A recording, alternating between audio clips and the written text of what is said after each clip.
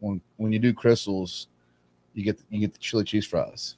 You get the 4 or 5 cheese with the chili cheese fries, cold, all of it. Oh, all cold. You had some buzzkill. That's like, I mean, this is more of a customer service thing, man. I don't think there's any excuse for that. If I was working there, you want to serve everyone a nice hot plate. But did you wait in line? Did you have to pull forward to get your order? Did you go to the drive-thru? Did you go through the front? I don't think anybody was here.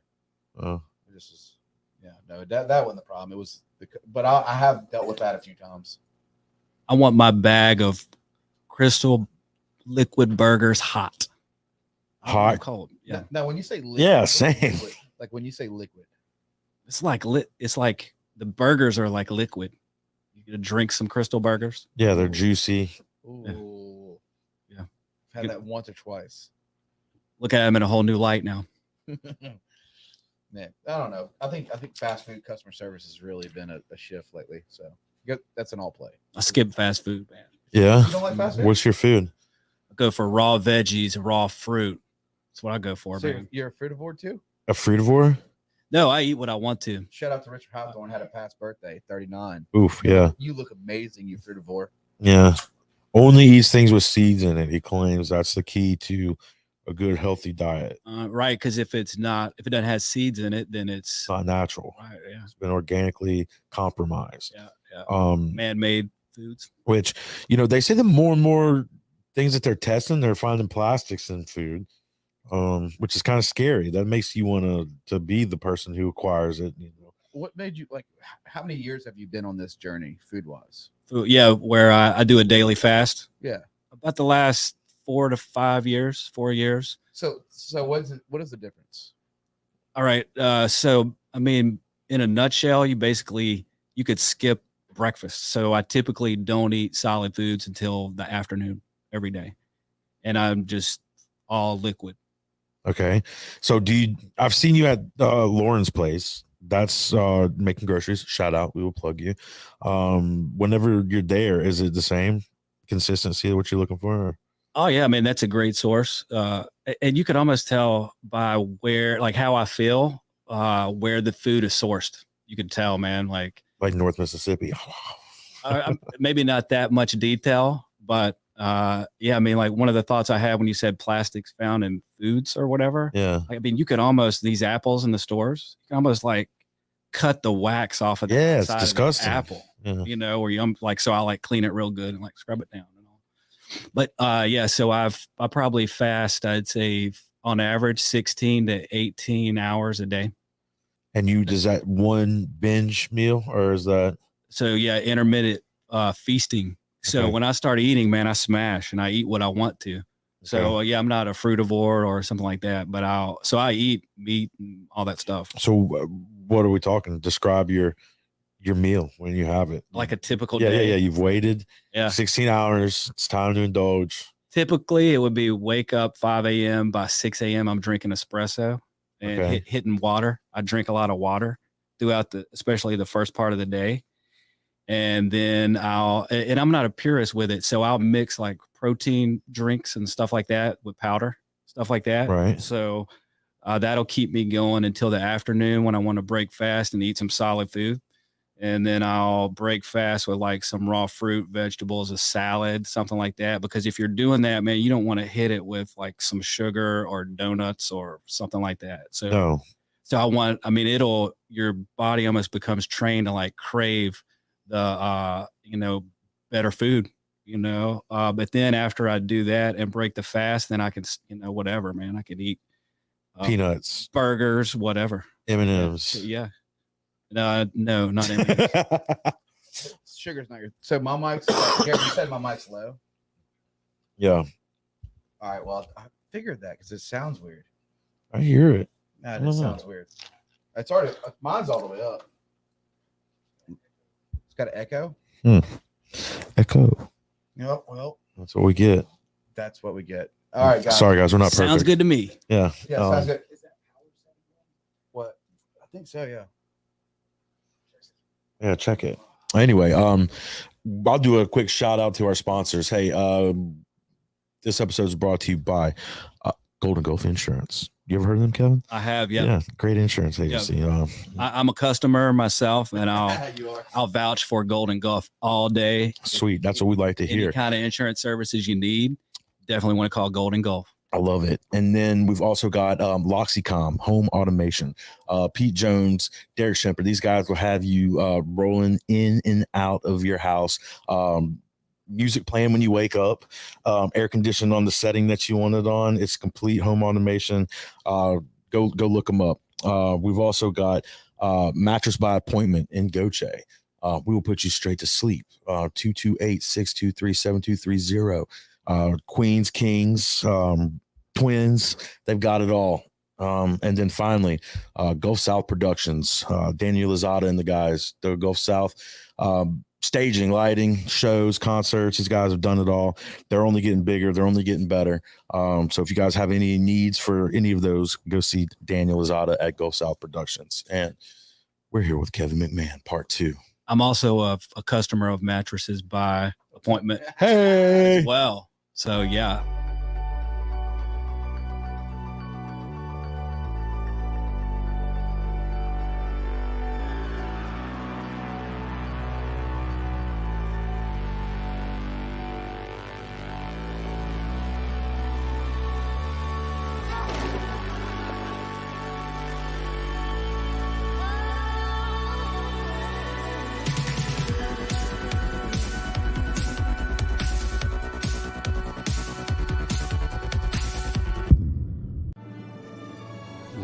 Dinosaurs in your dreams, come down to Mattress by Appointment Goche. You stare at them, and they stare right back. And that's when the attack happens.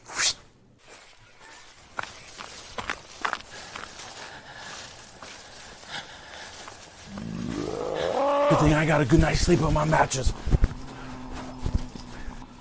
Come on down to Mattress by Appointment Goche. No credit financing. Okay. Boom. It's so Hey. it's that mic that's messed up. It's that old wire. Is it? You remember when we had Magnolia Bayou on? Yeah. It sounds better or no, Garrett? We're just gonna keep running the ads until we get it figured out. Hey, anyway, so Kevin, Gulf South Associates. yeah, Call them for your due diligence needs. welcome back Or to the not. show. How about now, Garrett? Thank Let's you. talk about Gulf South Associates for Part a little 2. bit. What year did you start Gulf South? That was in June. It'll be 13 years. So that makes it 2010. Yeah. So what were you thinking then? I had been preparing to quit my job and start a company, and I did. We didn't cover this the first time. Now I'm getting kind of a echo. Yeah, probably. Okay. Let's move some stuff around. All right, much better. Is it? Yeah, a little bit better. How about better? Yeah.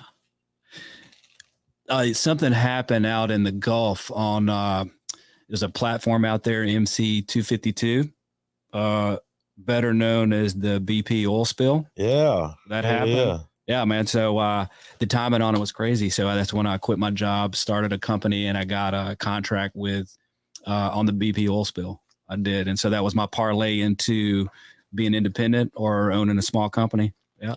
So as starting out and doing this venture, yeah, you've been a huge help to me and a guide and I guess a mentor in a lot of sense. So appreciate that, no doubt, but look up to you. And I will always be asking you questions like that. Like, because right now, man, mindsets are, I was telling you before we went live, though, I was just stressful. Whew. Yeah, man. But it's all worth it. I do have a sense of relief at the end of it all. Like, yeah, look, man, I think a small business, it can be such a manic thing where the ups and downs of it and this crazy world and everything that we're living, like what we were talking about earlier, man, it's just everything is so unpredictable and it's so easy to get caught up in the ups and downs. And you just got to stay with an even kill, yeah. And just realize like, hey, it's going to all come back to you. And like I told you, man, so much is dependent on relationships. Yep. People don't understand that, and it's not maybe it's valued as much. And so that's why I knew you were, you're a perfect person to appreciate that. I was telling somebody the other day about the first time we met, and I remember it at the Neptune meeting, and it was my first Neptune meeting ever. But mine too. It's been a dope friendship, bro. Appreciate it. Cheers. Yeah, no doubt. So, Kevin, you went to Mississippi State with the idea that you were going to be digging out, job sites and stuff. Is that what you were going for? Or Oh yeah, going into grad school. Yeah. So what I thought I was going to be doing was making 3D models of archaeology sites. And so like modeling, small, yeah, like Zoolander type. How are they going to fit in the building? Zoolander type. Stop. Yeah. Blue steel. Yeah. So, Just the tiny models. I just remember that. Oh. So that's what you were. Oh, I got you. Yeah. Funny. Okay. I got the reference on that one. That's what I thought that was going to be my parlay into. And I ended up realizing that what I was doing before grad school, which was doing archaeology and actually going out and doing field work and all that, that I thought that was going to be kind of my parlay out of it and maybe into doing more digital modeling and stuff like that. And then I realized coming out of it that, hey, I have a lot of fun doing this. It's fascinating. You can make an interesting living doing that. So I was called to a site up in the Nashville area, west end of Nashville, the Ensworth School site, Devon Farm site. And so that was probably one of the richest digs I've ever worked on in the U.S. Doing archaeology. And so initially, when I got the call, and they're like, Kev, you got to come up here, and see what's going on up here with this site. And at first I was, I didn't kind of believe them and what they were talking about. And I said, I'm going to pass. I'm going to go do something else instead. They called back a few days later, like, Kev, you don't understand, man, what we're excavating up here. You've got to come. So I did. I said, okay, I'll come check it out. I arrived up there on the site. And if you could imagine, there was what they had done was stripped off the topsoil on this sort of valley site right next to a river and a little, what I would call a mountain, but it's kind of like a foothill. It was just a beautiful sort of environmental setting there where they were excavating an archaeological site and they were preparing to build a high school there. Okay. A private school. Okay. And we excavated about 70 human burial sites. I remember this one. Yeah. So, fascinating artifacts and everything. Really interesting. Could we go into real quick though with does that sound better? Yeah. I do. Yeah. So our mic was changed. Shout out to Tyler Flattoe. They changed my mic to a different mic for music. So it's the mic over there on the green screen. We did a music video that's going to be coming out shortly, but they changed my mic setting and that's what the sound was. We got you back. Good to have you back. Hey, shout out. So I dove into your little article and I was sitting there thinking about what really intrigued me was there was a group of guys that would go around with metal detectors and they started this movement. That's what I really want to get into. Like, I know I've been waiting for this portion of it, but like, even you said how it smoothed out your site. Is that a big thing you deal with a lot when it comes to land, like where did they have really people coming with like metal detectors and like would grab like historical pieces? Poaching? Oh, for sure. And now it's illegal. Okay. Right. So the way they identified that site, it was a known archaeological site. It should be all sites though, right? Now, like, so the way it is in the Southeast, man, if we have almost everything is buried remains because of just the environment that we have, and silt and everything sort of covers it up. But if you see artifacts on the surface in the Southeast, you can be guaranteed there are artifacts under the surface. Okay. So, the reference to metal detectors, people will, man, I've seen people around town and everything, at some old house sites and things like that. Using metal finders to find relics and that sort of thing. So I mean, it was a thing where some of the property that was in that article, that land, that was like they were doing that, and like they kind of made the movement of stopping it. Okay, yeah. So there are laws and everything. That's cool though. Now that opened my eyes, I like that's what kind of intrigued me about so guys, if you're listening, when people go out and like metal detect for fun, there was a movement back in the day with like old historical land, Civil War property, like just land, and people would go and get a group of guys with metal detectors, and they would like surface the land and grab valuables, and then they passed a law to stop that. Yeah, you talking about like stealing from other people's land? Yeah, what you talking? Yeah. But I mean, but no, You talking about trespassing? Yeah, that's okay, fascinating. So we can rewind it a little bit. I'm sorry, I just that was on my head. That's what clicked. Yeah. Is like, this is. Let's go all the way back to the first laws that they put on the books in the U.S. 1906, the U.S. Antiquities Act. So what was going on, man? There was like huge looting of burial remains, burial sites. They would put in all kinds of magnificent burial goods and offerings with people who had passed on and everything. Mound sites, earthen mounds built up and all.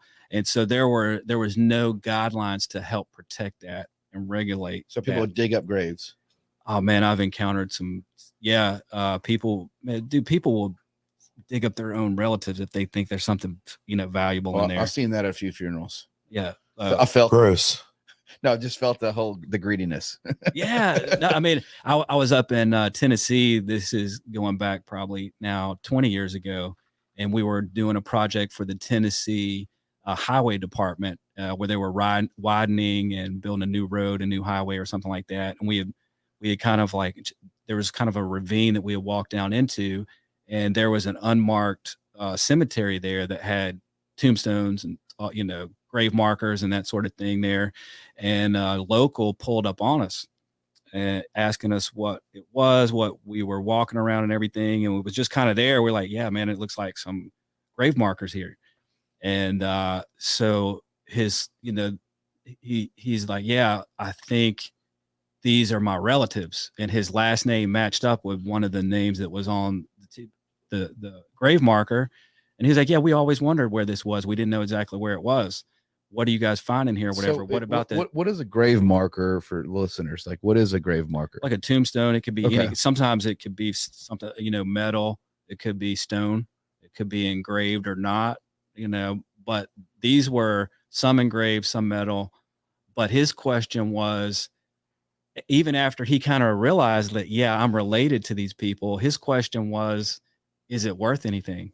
Like, could I sell this stuff? Could I basically? So they're like what they want to take with them. Okay. Yeah, like he's trying to like a tomb. He's trying to make some money off great granny's tombstone or so. So, there are laws on the books that help protect that, at least in theory. To try to make people not want to rob graves. And so in things 1906, it kind of started to do a protective, start protecting people. Yeah, I mean, over 100 years ago, that's the first time something really well on the books in the U.S. And so there's been a whole series of legislation since that time to try to keep people from doing that. Rarely is there really enough teeth in the law to really, enforce this, with a heavy hand. But I have heard of up in Vicksburg, I had interviewed for that article. I had interviewed one of the Park Service Rangers, and they had busted people trying to loot a Civil War site in Vicksburg. And so they were busted. And I think they even did some jail time. They had the vehicle they were in confiscated. And so heavy punishment. It's kind of like you've been on the water in DMR and you have too many fish. Man, who wants to dig up somebody's grave? Man, so what's going on there with the Mississippi River stuff? You've been keeping your eyes peeled on that, or? I have not that much. I mean, not what's going on now, but I do know that it was. I think people were sort of, they were alerted big time to this. Like, what, the river is drying up and all. But I think periodically this happens, and then it uncovers all kinds of paleontology and archaeological. And people were out there taking things or taking wood from ships that they had found. I read an article about that. So, really? Okay. Yeah. I mean, you could probably educate me a little bit on that. Yeah. So I guess it happened probably about a month or two ago. The whole dry up. Yeah. The whole river dried up, and then there was like 2 or 3 boats, like old wooden boats that they had found that were disappeared, and no one they were. Wow. They found them in the mud. Yeah. And, what were they taking? I don't know. Pull it up, Gary. See if you can find this article. I'm sorry. That was fascinating to me. That was really drew my attention was the fact that man, it made sense. People perching on land and especially when you're trying to discover things, it makes it kind of hard for you. Yeah, right. To get everything sort of cataloged and you know, because me personally, found all this stuff interesting in history and prehistory and all that, but I'm not a collector myself. In other words, I don't have a collection in my garage or whatever, because then, I mean, it's so interesting to some people who go out and, you know, walk on other people's land. And I mean, just in general, you can't trespass on people's property and then take stuff on it. Like this, at least in theory, you're not supposed to. Do you think they have teams though, Kevin, that are like them guys that come in and they like go meet like like let's say there's this land over here, like Krill Circle, the Krill family owned all this property, sold it piece by piece over time. Is there like a group? Is there like a group or an organization that comes and like talks to these people and then they like sweep the land like oil people? Do they have them for y'all's type of work for discovery? Okay, the way it would work, and so that's part of what my company does professionally. Okay, so we do come in and do archaeological surveys and excavations. So people can hire you to come to their land and check it out. Yeah. So the way the process would work, if, for instance, I'll use what we had just talked about, those digs up in the Nashville area. So the way that one worked, that was a private high school being built on private land. So therefore, it was the regulations. Some of them were not as stringent because it was on private land with 100% private money and all that. However, there are Native American grave rape, NAGPRA. Let me just give you the acronym. So there's laws in place there that no matter what is human remains, there are laws that govern that, even if it's on private property. And so that's what triggered that project up there. So while we were working on that site, there was a tribal elder, there was a tribal member who was out there sort of supervising us, or at least observing us every day while we were working on the site. So here more locally, let's say this is a common project we would have, is if there is a bridge being torn out and rebuilt. A lot of times these are, a lot of our rural bridges do not pass. I would hardly even walk over some of these. And there's trucks that drive over some of these rural bridges. So that would require, even around the bridge, there's going to be other excavation going on, and that's going to be used entirely with public money. So if there's public money being used, there's Section 106 laws that govern that. And you've got to do archaeological surveys, you got to do wetland surveys, threatened and endangered species surveys to make sure you're not injuring wetlands or you're not disturbing an archaeological site or a burial site or something like that. So then we will come in and work for either the county engineer, a state representative, that sort of thing. So that's kind of how those surveys get done. Yeah, and that's kind of. How thick is one of these reports after you guys are done with them? I mean, a little basic one will be 20 to 30 pages. It's not bad. Yeah. And then you get into a bigger excavation. Those can be hundreds of pages long. Yeah. Just depending on what you're. Yeah. That's pretty dope. Thanks for the insight on it. Do you bring a camera out there and like snap pictures of everything? Oh yeah. You got to take photos of everything. Everything. For sure. Oh yeah. Do you ever feel like when you do this type of work, do you ever feel like, I mean, it's definitely, especially being on the coast, and I know you go from New Orleans, Florida. Am I good, Garrett? What's up? Jordan and Matthew, y'all know how many times Abraham Lincoln's body was stolen and moved around? No, I do not know. This is a trivia question. Is it? You ever said you wanted to do trivia on? All right, I will say 7. I'm going to say 2. I'm going to guess 4. Oh, I don't know. I haven't even heard of that. Yeah, me either. Interesting question. But yeah, it does have. I mean, I think the same thing happened with Jefferson Davis. Wasn't he moved? I don't know that either. I thought you taught a class on him. Which one did you teach a class on? Was that? I did. I used to teach at Tulane and Biloxi campus. Yeah. Professor McMahon. Yeah. So I did teach one class on Beauvoir and several on cultural resource management, which is what we're talking about, and the history of like the coast and prehistory and all that. So you were throwing up those laws pretty confidently. Ready for Jeopardy. Yeah, exactly. Is that something that you had to learn in college? Is that something that you kind of took on after college? Is that? That's a good question. A combination of both. I did take in graduate school. I did take cultural resource management courses that did introduce some of those, and then I just kind of educated myself. Just realized, hey, if I'm doing this professionally, I want to be able to answer these kind of questions. Yeah. You know? Is this like a career, or this is a career and passion? It's both. I think it's also like it's curiosity. It's such an interesting, really profession and just it's interesting topics. You know, I don't want to bullshit you on this though. Do you ever feel like your life's like the Mummy Returns? Do you ever think some shit's gonna happen? Yeah. You're gonna bring somebody to life. Genie comes out of a Like I can. mean, Kevin, I mean, he's being serious. You ever think you're gonna shake a grave and he's gonna track us down? Look, man, there's times even when we were all out there excavating these burials, like, yeah, you're like, I mean, they should just leave them where they are. I mean, who wants to move around a grave site? And I mean, so like, why don't you just leave it there? But I still felt, I felt okay about it and what we were doing. You don't feel like they have like spells and shit on you? No, I don't, man. I think the spirits are friendly to me. Okay. Personally. It's all about your vibe. You know, I feel like you got a solid vibe. Yeah, so I think there's definitely spirits out there and could be associated with historic properties and buildings and, archaeological sites and all that. I think it's, a lot of work though. I mean, yeah, you make it sound like, okay, it's easy to go dig up stuff, but there's a lot of planning and a lot of like strategic strategy that goes behind the dig. Yeah. You can't just shovel and break. Yeah, you can't get out there with a big piece of machinery or you're going to break whatever you're attempting to dig up. Well, I think it's still like, it's a little bit of both and all of that too, because one of the things I've realized in like how often we have injured, other sites and all is because a lot of times the same places we want to live, those are the same places that the people before us wanted to live as well. Where you're drawn to natural resources, you want a place high and dry, you wouldn't pitch a tent down in the wetlands where, it's wet and soggy and all. You're going to pick up, the beautiful terrace right above it, so we weren't the first people to do it that way. So, yeah. That makes sense. All right. So give me one of the craziest stories that you've ever had. I like that one. Yeah.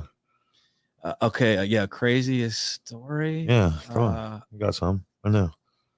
Yeah. Okay. Associated with like with work or work related or digs or a concert you went to. Okay. Best restaurant. You're gonna love this one. Okay. I don't know if you still have it. Do you have that the photo with that Benton spear or that Benton point where I'm? Yeah, it is. Hand? We logged them in here. They're in the. Garrett, can we pull that up? If you want to pull that one up, man, that was okay. That kind of fits into what you guys are asking. I would say. And that goes back to the same Nashville site as well. Yeah, it's that one right there. Yeah, that's that one. Spear. Okay, so keep it up. Don't worry about my face. I'm here. There were some really interesting digs at this site, and so when we pulled that's a Benton cash blade is what we call it. It's it's probably about 5,000 years old. Something like that. Damn, wow. 5,000 years old? 5,000 years old in the Southeast. Yeah. This is up in the Nashville area. And it was grave good. It was buried with someone. And it was interesting seeing what was buried with people. We had a couple of 2 to 3, it's so many years ago, but we had canines. We had pet dogs, smaller ones at that time, that were buried with, assuming they were buried with their owner. Side by side in the same pit.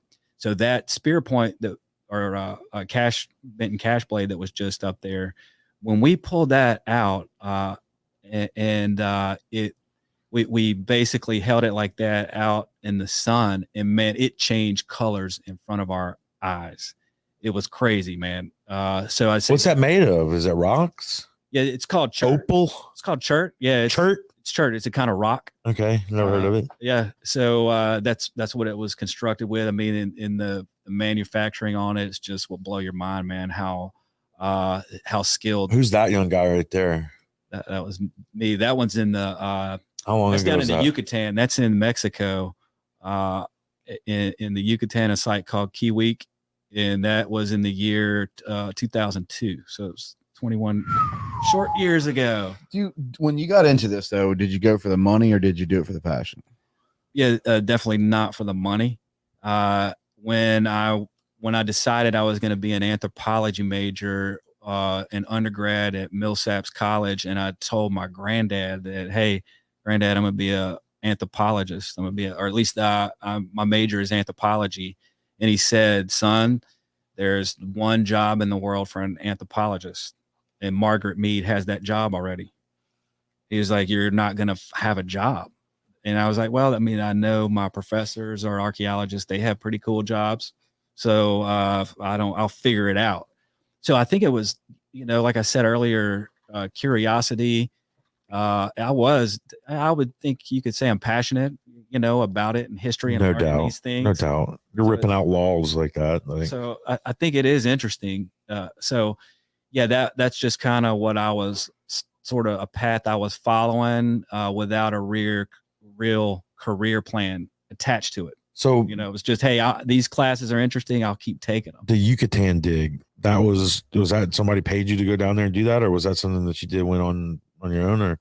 Yeah, no. So my undergraduate major advisor, Dr. George Bay, that was his site where he's the director. So he invited me to go down and do the work with them down there in the Yucatan. So I was paid like a stipend, given a place to live. They just had to get a hammock, and they had in the houses there's no central HVAC. So it was warm. There's just a hood. Man, it was so hot. But all you do is the houses are built with a hook in the wall on this side and then a hook in that side. And you just hang your hammock across the room, and there's electricity there. You just plug a fan in. And so you just like blow that fan on you at night, and you'll get chilly. You'll have to have a quilt. How were the bugs? The bugs stayed away. They didn't have mosquitoes like we have here quite as bad. I mean, I've been eating up. Yeah, I can imagine. No, there's some exotic vegetation and all kinds of stuff there, man. They've got some kind of plant there that releases this like little liquid that drains out of it. Do you know the name of the plant? Yeah, I don't, but I was burned by it. So just like a little drop gets in it, just totally like burned my flesh. Like bleach. No, like acid, like fire, like acid. Yeah. Wow. Yeah. Shit. And yeah, stay away from that stuff. What about any quicksand? Have you experienced any quicksand? That's not real. The movies and cartoons I've watched as a kid would have told me that I would experience a lot more quicksand in life by the age of 35 than I really have. I don't think it's real. Is it real? Yeah. I mean, quicksand, growing up in the 70s and 80s, I mean, I thought quicksand was going to be a big deal and something I really had to avoid to stay alive. Same. And then I'm glad to be here now. I've never, fell victim to quicksand. Yeah, can you pull up and see if quicksand, I can't say the word. Quicksand. You guys, you know what I'm saying. I mean, it was in all the shows. It was in all the cartoons and all the Westerns. I need the horse to drag them out. I'm trying to say that I don't think it's real. Quicksand. I don't think it's got to be real, right? I didn't see. Did they teach you about that in college? No, I think they had solved the quicksand problem before that. I don't think it's real. I think they backfilled it when they're backfilling all the wetlands and all. They're like, let's go ahead and take care of the quicksand also. Let's pave over it. I think most of our life is Mummy's Return. Mummy Return. The creepiest scene in that movie was when the beetle thing crawled. I should have watched it so I could participate in that part. No, you've never watched it? I've never seen Mummy Return. Wow. An archaeologist? No. Have you seen The Mummy? Holy shit. The first one? I never with have. Brendan Fraser? No. Yeah. It's not that good. He hadn't seen any of them. Yeah, I'm missing out. Well, The Rock is in the newest one. Scorpion King. They just got a whole spin off of it. Well, I think the whole thing about the pyramids and the dig, and it's fascinating for viewers. Like, you're the first archaeologist I've ever met and actually became friends with. Have you ever been over to Egypt or seen any of that, or have any desire to go? Oh, I want to go to Egypt for sure. Oh my gosh, man. Yeah. Where would be your dream place to go? Would it be there or? Wow. Yeah. Another good question. Yeah. I mean, Egypt, that would from as far as archaeological remains and all, it would be hard to top Egypt. But would they let you dig anymore? Well, I mean, there's got to be strict rules on that. Oh, I wouldn't want to. Yeah, I would just want to go check it out, and just see it for myself, the pyramids and all. And so there's earthen mounds and throughout the southeast that, a lot of them that were torn down and all, but that are here down in the Yucatan. There were the pyramids there, stone and earthen as well. So that was part of even the site where I was working on. They had not as well. Yeah, I would say almost. Is that Mayan? Yes, Mayan. Yeah, where I was in Yucatan. Yeah, Inca is more like, I don't know. I just hear they go together whenever I talk about them. And there's Incan pyramids and Mayan pyramids, right? Educate a little bit on that. So, like me, I don't know. I want to know a little more about that. Yeah, I mean, as far as like, and you're talking about the mystery of it all and all that money, so Aliens. it is like, I mean, it's still a mystery now on what happened to that civilization. Like they don't know how it really collapsed, so to speak, even though there's still Mayan people there who speak Mayan language and all that, that I work with and all side by side at the site and all. So What is your first ever discovery? Like first ever find, like that meant something to you, whether it's Even as a kid, what like you a pick- rock, a pebble. whatever what is your first? I don't You care if can it's a remember. glass bottle or yeah, so my dad worked in construction, and so that's kind of where I think my interest was first piqued in my youth, because he would bring home artifacts that they would pick up at construction sites. And then as a kid, I'm like, what is this? Like how is this made? And you look at it in detail, and the manufacturing on it is so intricate. And how did people make this with their hands and deer It's like a antlers and other glass rocks and bevel and stuff. everything, and just like banging it out. It's remarkable, really. So I think that's where my interest was first piqued. And then at that time it was just sort of relics, it was artifacts, things you could just hold and kind of look at, and I didn't realize that that it was studying these artifacts and archaeology was so well developed and all that, and that you could take classes on it and become get a degree in this and even have a profession associated with all this. So yeah. Are you familiar with, I think that Garrett, I might get the name wrong, could you probably pull him up as Ghost Town Living on YouTube? Never heard of it. So it's a guy, he's actually a ginger that bought a ranch, a ranch in California somewhere, like a full-blown ranch, him and a couple business partners. And I mean, thousands of acres. And he's been going to like the old mines. And like, I think I have heard of this or and- saw the. yeah, so he's been like discovering like old Levi jeans, and it's incredible. Like me and Emily go down this rabbit hole, like where he just goes into a mine, and for a long time he would do it by himself. Now he's got so many views, he's got a team. But we started watching him when he first started. It's Always got it. Yeah, it's Ghost Town. Yeah, this guy right here. And So he owns all that? I hope I don't care if you have the volume, because I hope we would copyright on that. But this guy is incredible, and like he would just discover things by himself. Like they just So he owns all that. him and his partner. Yeah, him and his partners bought this whole entire like mining ranch, land, everything, and he's been discovering all this property, finding glass bottles. Wow. And me and Emily sit there like this is something we share together. Yeah, it's cool, man. I've never seen that. Yeah. I mean, now he's in all, like, you need to watch when he first started. Now he's got 2 million viewers and stuff. It's way bigger, but it's fascinating to like watch him like go into like a old mine and like find 100-year-old pair of Levi's, or have people's names written on the walls, and discover like a piece of glass or a piece of a plate. I remember when he discovered a plate, you're like, wow. But then you realize it was handmade by somebody. There's history behind everything. You know what that reminds me of? So I did excavate, in the Lower Garden district of New Orleans, where that's the only super Walmart in New Orleans where it's located. Okay, where they built that was on top of the St. Thomas projects. Okay. And then whenever they constructed the St. Thomas projects going back into the earlier 1900s. Can we pull that up, Garrett? I want to see that. They like a picture of it. Yeah, a St. Thomas project. So what they did was when they built the St. Thomas projects, they built that on top of the original Irish Channel neighborhood. Okay, so that went back to the 1700s, back to the formative years of New Orleans. So it was originally in that part of the Lower Garden district. It's kind of bracketed by the river, Mississippi River, and then what is now St. Charles. So it's kind of like in that area was the original Irish neighborhood of New Orleans. Okay, and so Gangs of New Orleans. It became sort of run down and all. They pay. Yeah, that's St. Thomas projects there. So they tore that down and built those projects on top of the original Irish Channel neighborhood, and then they tore the St. Thomas projects down to build a super Walmart. This is imagine that the year was 2000.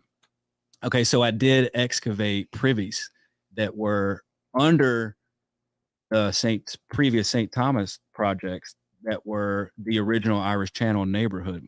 Okay. And a privy is basically your shitter. So Okay. basically your toilet. Okay. That would be in the house. Right. And so, but that's it's like 300 years old. So it's like mud. So we're in there, no skin exposed, all hazmat type gear. Okay. Digging around in people's doo-doo, 300-year-old petrified doo-doo. Yeah. So, but it just, like I said, it was like mud. And man, look, the construction workers there, like they saw us walking up and they turned and walked the other way. They wanted no piece of whatever we were doing. Oh, I bet. So there were fascinating artifacts that came out of there, man. Like porcelain. When you said the plates and all, it reminded me of that. There were toothbrushes made of bone.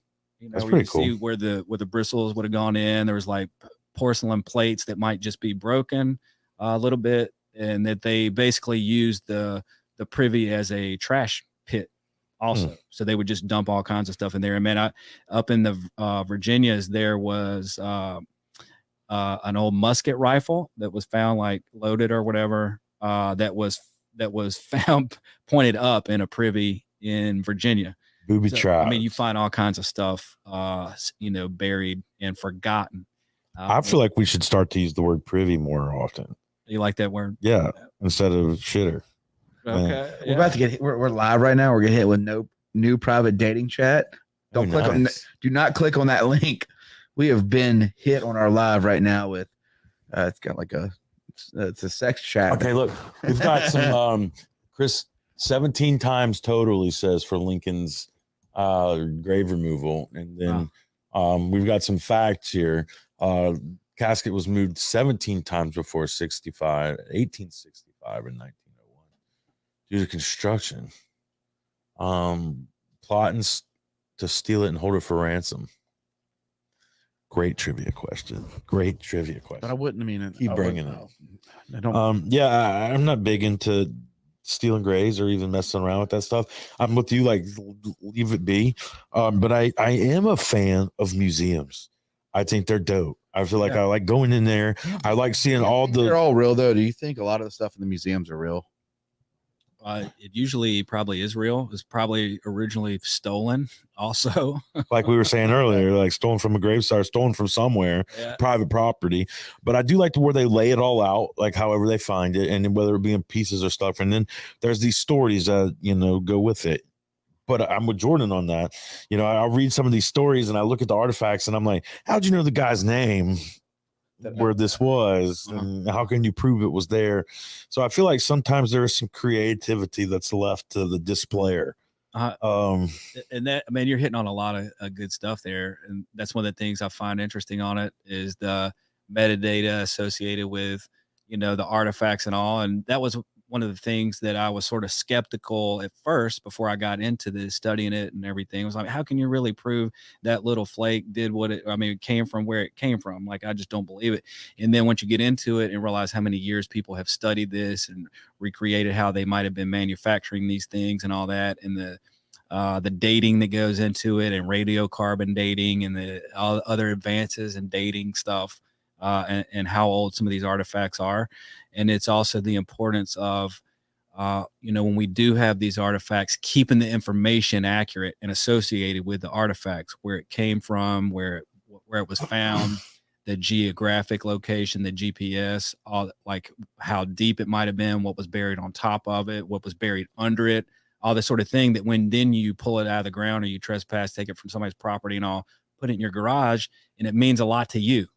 But then once, you pass on or once you're dead and gone, and then you got a garage full of artifacts that you don't know any of the information associated with it all. Is that why you can't put it on display? And is that why you always say I'm not a collector? Is that why? Because you want to keep it and you want to get in, get it out in the public and get it dated. Like the data is important to you, and telling the story about it. That's why you're not a collector. You're not going to hide it from everybody. But yeah, maybe not the only reason, but that's probably part of it, where I just don't hold on to something like that. Man, I've got I've got a closet full of baseball cards that I collect. Dope. That's so I am a collector. But I'm saying like something, but artifacts like you digs and stuff, like you'd rather see that in a museum. And okay. Yeah. I'd rather, and there are organizations that help people do that. I was gonna say, is most of that donated or is most of that purchased, or like I mean, for instance, like the Dead Sea Scrolls, those came from somewhere. They found those. Now they tout them around throughout America. Who knows if they're even the same And ones? is it a billionaire that owns it just to look at it? Yeah, it's a big deal for collectors who will spend big bucks on these just to be able to have it in a private collection, and hoard it. And Like if we make enough money, you think there's no way me and you're going to buy an artifact just to look at? I'd rather find one Yeah. and then put it on display with pictures of us finding it, Yeah. So you're going to love this. inspired by. When we get the insurance rocking and rolling, our goal is to get a boat and let's go treasure hunt. And we would love to have you on that journey with us. Yeah. The whole family. Steve do it, man. Azizu, Underwater archaeology, whatever. Yeah, all of it, That's- all together. So we were man. Yeah. we were talking about that out. I started going down the rabbit hole before Kevin was we had the first date where Kevin's coming on and we exited, moved it to this date. But I started diving in because I want to understand what he archaeology. So I started finding underwater archaeology. There's scuba divers that are archaeologists that focus on these cities, Yeah. and they're way more advanced than people talk about. Atlantis. You Way think more- Atlantis was real? but way more way more advanced than anything I've seen, and I don't know much about it, but I'm fascinated. I went down a rabbit hole. I'm like, wow, from the flooring to the walls, you're like, holy shit. Yeah, man. Look, local radio, I think it was today, matter of fact, they had a local fisherman on there, 45 years experience. He was like, look, man, places I used to go camp and pitch tents, it's now 2 and 3 feet underwater in my lifetime.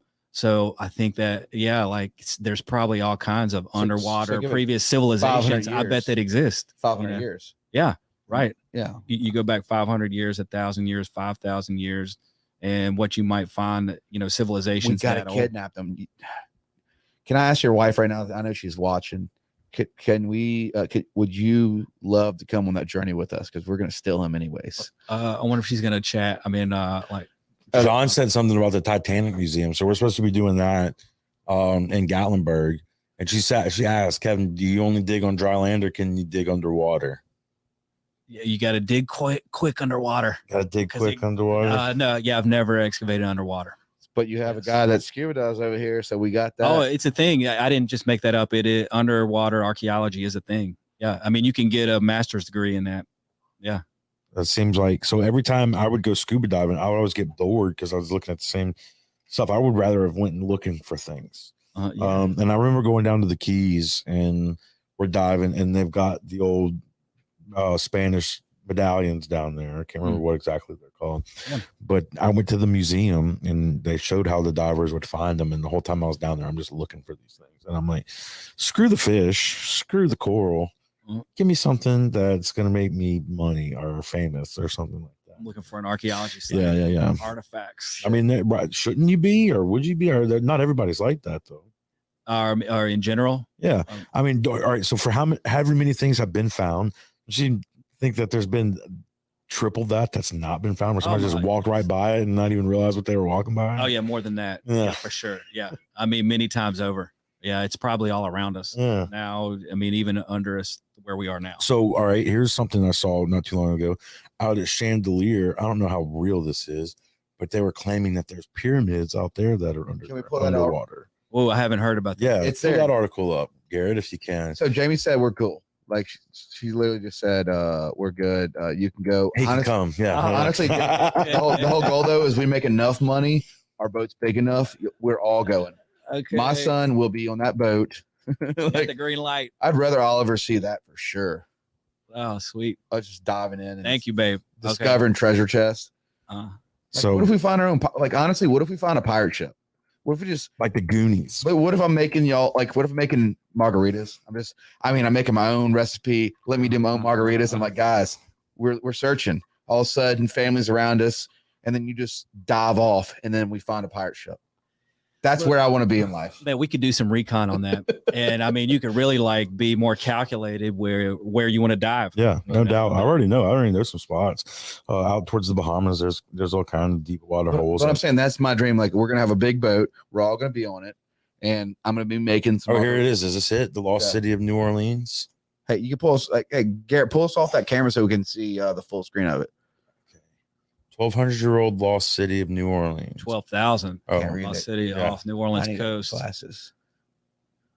so is that the pyramid one? Probably Well, so. yeah, I've never heard of that. Well, learn something new every day. I've seen that a few times. No, I saw one. It was probably similar to that, but they were saying that there's pyramids the same size as the ones in But on what?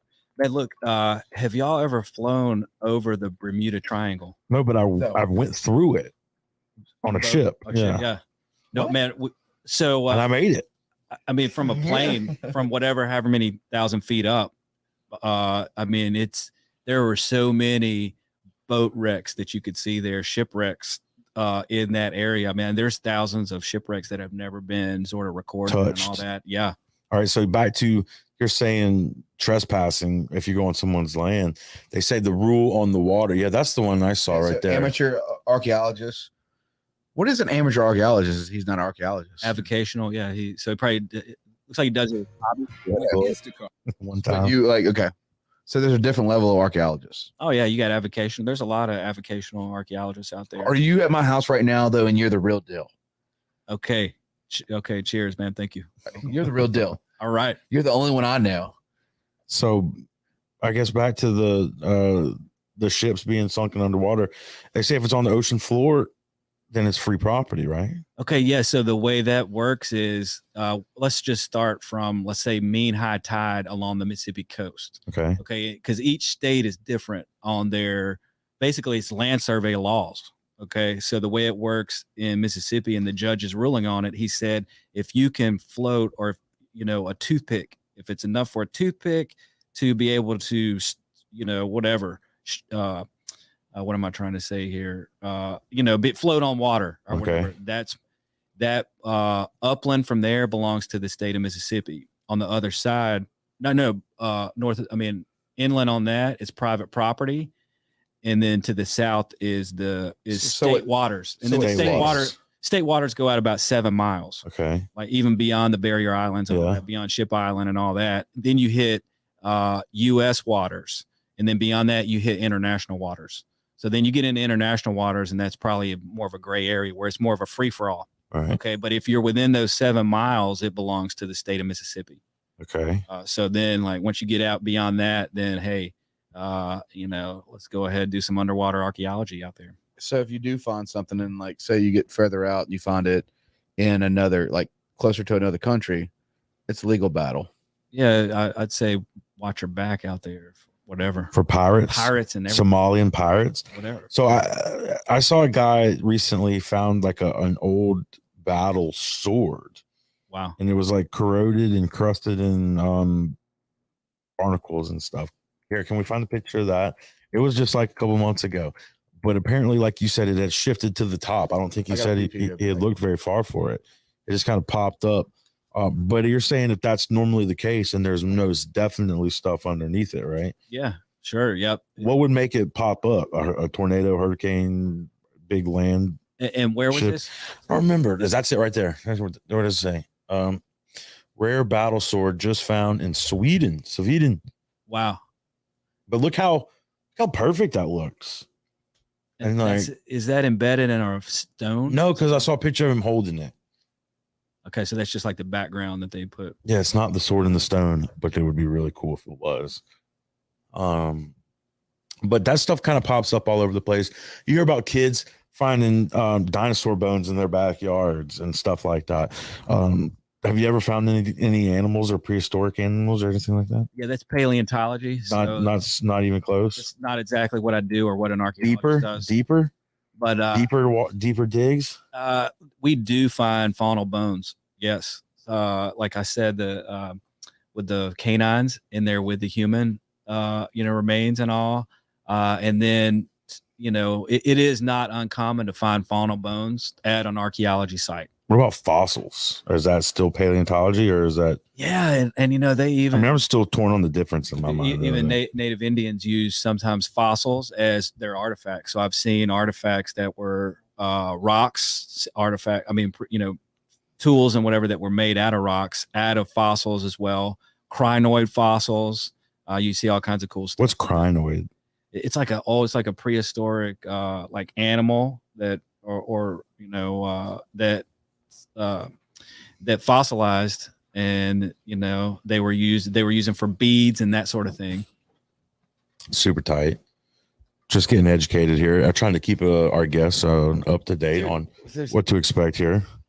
I'll tell you right now, guys. I had to use the restroom. If you feel free to use it. But yeah, no, that was great pee. Fascinated by like, so this is where I want to dive in with for your work though. Like your absolute, like, how far can it go with discovery though? Like once you're in this field, water, land, all of it, especially now doing like you said, Walmart, things like that. It's so like I've never, not for once, ever thought there's burials or anything underneath like land. I'll be honest with you, never even crossed my mind. This is not, I never thought about it. Like my house right now. Yeah, it could be artifacts under your house here, man. Yeah. I mean, there's other families years behind this. Yeah. What are the chances that there are? Because up until what date did they start to hire people like you to actually do these tests? Probably more recently, 1970s is when the legislation really kicked in, or that really sort of, formalized this into a profession as we know it now. As a result of those laws. So anything pre that. So you're saying the last 50 years is when it's like become like where they kind of. Yeah, before that it was more. There's stuff down there, like what we were talking about. Or where it just wasn't as formalized. Now, I mean, there were archaeologists that have been around for 100 years or more, but there weren't the laws in place that did sort of create the industry, so to speak. Do you think you could beat Harrison Ford in arm wrestling competition? I know for a fact I could. I love it. Yeah. And you hear that, old man? Even the new one coming out, I got that guy too. I got all of them. Yeah. Who's going to be in that one? I don't know. Not Sean Connery. Shia LaBeouf. Is he coming back? He was in the last one, I think. But I'm just saying, like, when I started diving in this rabbit hole, I was like, oh shit, like this is real. Like I go back to the metal detectors. I'm like, oh shit, this makes sense because you can make a lot of money. You can go across these lands. A whole army of guys with metal detectors. Well, no, you can rob for millions of dollars if you're smart enough. What is the average price on some of this stuff? On an artifact, on that arrowhead that you were holding earlier, or the spear tip? What would you say the black market? Oh man, I have no idea, but I mean, I have seen some like huge numbers and like millions. I don't know about that, man. Hundreds of thousands, 10,000. Seems like at the most I've seen is into the thousands. Okay, probably get into the tens and thousands, I guess. I hadn't really looked into that too hard on what they would go for, but I bet a lot though. So I would say for me, I would be more fascinated. Like I understand people love gold, and it's like the gold mining days and gold necklaces, and they're mining for that. I would look at it the same way they do mining for artifacts now. Look, I will say this: what it reminds me of is stories that I've heard of. I have heard of like farmers like knocking down mounds that were on their property, burial mounds. On accident? No, on purpose. Just like, but not realizing it was a burial mound, or they knew? No, on purpose, like clearing it to build, to put in more crops and all that. And I heard a story. This is up in Northeast Mississippi, and the farmer, he's out there. He's knocking down this mound. The artifacts are popping out, and then his track hoe or bulldozer breaks down, and he goes and sells the artifacts. So that he can fix his tractor, his dozer, right? And then mysteriously, some weeks later, he dies in a crazy accident or something like that. With the, you're talking about the spirits and all. Yeah. So I have heard those kind of stories, but yeah, I don't know if like firsthand what some of these artifacts go for. I don't know. So Kevin, what do you think the most expensive pair of Levi jeans was sold for from the 19th century that was discovered? I'm gonna guess $20,000. $87,000. Okay, tens and okay, close. So go back to finding a pair of jeans from back. It goes further and further. Like you're finding, I mean, you could find like guns, plates. I'm more fascinated. Like Oh, you got your hand up in there? Oh, what's the scariest thing you've ever found? Oh, the scariest thing. Oh, that's a good question. I don't know. Like I've said, I felt like connected to, who and what we're studying and all that. So I never felt sort of that way. Like, have you had any scary. dreams that correlated with any of the things you were doing, like where you felt like they were trying to reach out to you? Has Jamie ever like just say, "Babe, calm down"? Night sweats. Not about archaeology. Yeah. No, I mean, I have not felt scary about anything like that. I mean, I'm thinking too, an artifact that was recovered down at the Kiwik site down in the Yucatan, and that was it was a burial that had been put in like a vase. Could we find that on the internet or no? I doubt on that one you would find it on the internet, but you could probably punch in like Kiwik, and a lot of stuff should show up that it's been written on it, and also It's got you. Kiwik. AIUIC. So my thing that will go like for me on that was like Levi jeans from 19th century, $90,000. Yeah, man, look, you can go to the World War II Museum in New Orleans right now. Brand new Levi's are $300 at the gift shop. I do know that. Oh shit! Did you buy some? Yeah, hell no. I didn't buy any. $300, man. No, sir. No, indeed. But yeah, it's interesting, man. What people find interesting and connected to, and that they will. I mean, they'll shell out all kinds of cash for it. You know, so when we had to reschedule, but like that first time, like when you were about to come on, and I know you had a long work day, but I was like so in it. I was like ready for like I was fucking in it, going through, discovering like artifacts, and artifacts are bigger than we think. I mean, it's memorabilia. It's a player's card. You said a baseball player's card. Yeah. So for the question though, it just popped into my head that might fit that category of the scariest.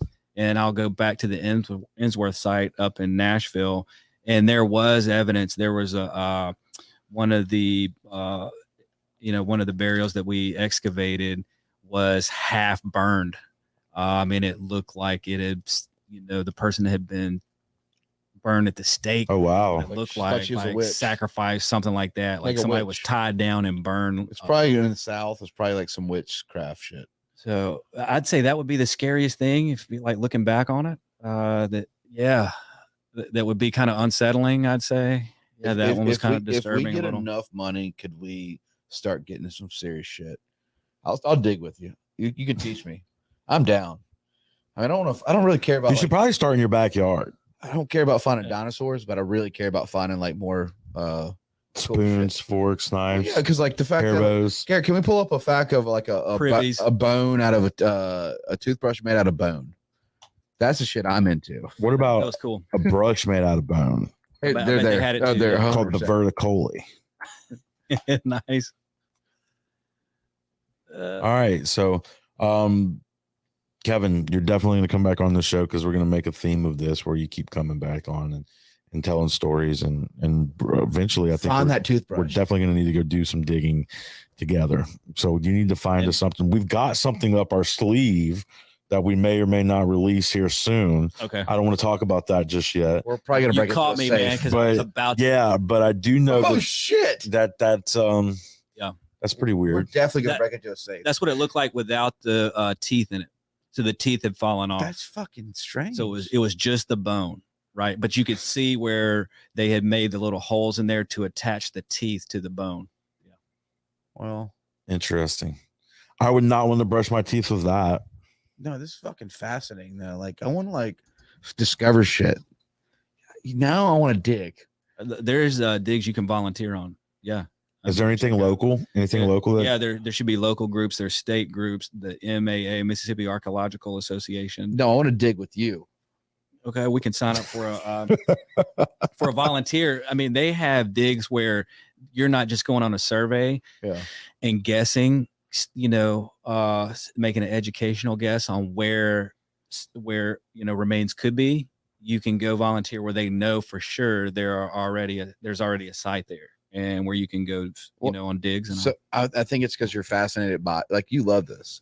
So for me, it'd be like me understanding it, and that'd be fucking dope. Like, let's do it. I'll sign up. You sign up. Let's go. We'll do it. Okay. And we'll video it. Matt, we're gonna find. I swear, we're gonna find 3 witches, a dinosaur, and probably a car buried. And the missing link to it all. That's what I've been looking for. A mystery. It's You all a find that, mystery. you let me know. All right. We're going to go We'll have disappear it all then. solved. So how can people, Gary, can you pull up his, you have a website? Go south. No, I Yeah. don't. It's not up right now. Oh, Well, Boo. I want to help I work on don't. that. For we'll you. get it up. We'll get it You've up. done a lot for us, but I definitely want Yeah. And we want to see some of these cool pictures up there too. So, Okay, yeah. all right. Kevin, thanks for coming by, dude. We're going to do this again. Let's do it again. All right. Hey, guys, thank y'all so much for watching. Y'all tune in next time. And then shout out to Gus South Productions and everybody that's behind us. Coliseum. We'll be there. We're about to do a show with Coliseum. Shout out to the whole family. Love y'all. Peace.